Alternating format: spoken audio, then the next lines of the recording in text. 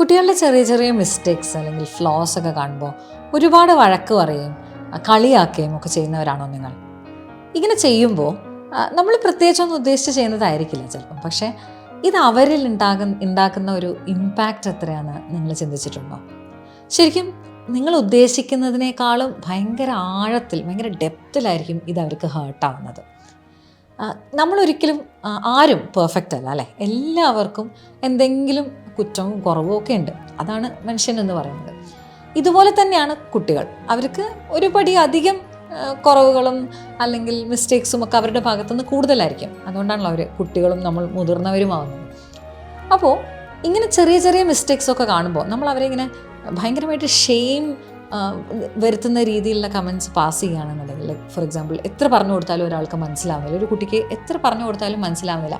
ഇപ്പോൾ നമ്മൾ അടുത്തത് ചോദിക്കാൻ പോകുന്നത് ചിലപ്പം നീ എന്താ പൊട്ടനാണോ, നിനക്കെന്താ ഇത്രയും പറഞ്ഞിട്ട് മനസ്സിലാവാത്തത്, അല്ലെങ്കിൽ എന്തെങ്കിലും ഒന്ന് കാണുമ്പം ഇത് എന്തൊരു വൃത്തികേടാണ് നിന്നെ കാണാൻ, നിനക്കെന്താ കണ്ണില്ലേ എന്നൊക്കെ ചോദിക്കുമ്പം അത് ഭയങ്കര ഡിസ്റെസ്പെക്റ്റ്ഫുൾ ആയിട്ടുള്ള റിമാർക്സാണ്. അത് ഈ കുട്ടികളിൽ ഭയങ്കരമായിട്ട് ഹേർട്ട് ഉണ്ടാക്കും. ഇതൊന്ന് പൊന്തി വരാൻ ഇവർ ഒരുപാട് കഷ്ടപ്പെടുകയും ചെയ്യും. നമ്മളത് പറയും, നമ്മളത് മറക്കും, പക്ഷെ അവരൊരിക്കലും അത് മറക്കില്ല. അവർക്ക് എപ്പോഴും ഈ കോൺസ്റ്റൻ്റ് ആയിട്ട് അവർ ചെയ്ത തെറ്റ് എന്താണെന്ന് അവർ ചിലപ്പോൾ ഓർത്തിരിക്കില്ല, പക്ഷെ നമ്മൾ ഈ പറഞ്ഞ വാചകം നീ എന്താ പൊട്ടനാണോ എന്നുള്ളത് ഇങ്ങനെ റിപ്പീറ്റ് ചെയ്തുകൊണ്ടേയിരിക്കും.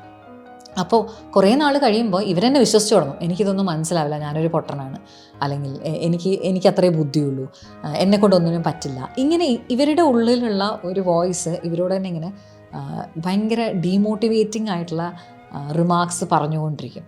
ഇങ്ങനെയാണ് കോൺഫിഡൻസ് കുറഞ്ഞ കുട്ടികളെ നമ്മൾ ക്രിയേറ്റ് ചെയ്യുന്നത്. നമ്മൾ അറിയാതെ ചെയ്യുന്നതായിരിക്കും. പക്ഷേ അടുത്തൊരു തലമുറയെ നമ്മൾ വളരെ ഇൻസെക്യൂർ ആയിട്ടുള്ളൊരു തലമുറയായിരിക്കും നമ്മൾ ക്രിയേറ്റ് ചെയ്യുന്നത്.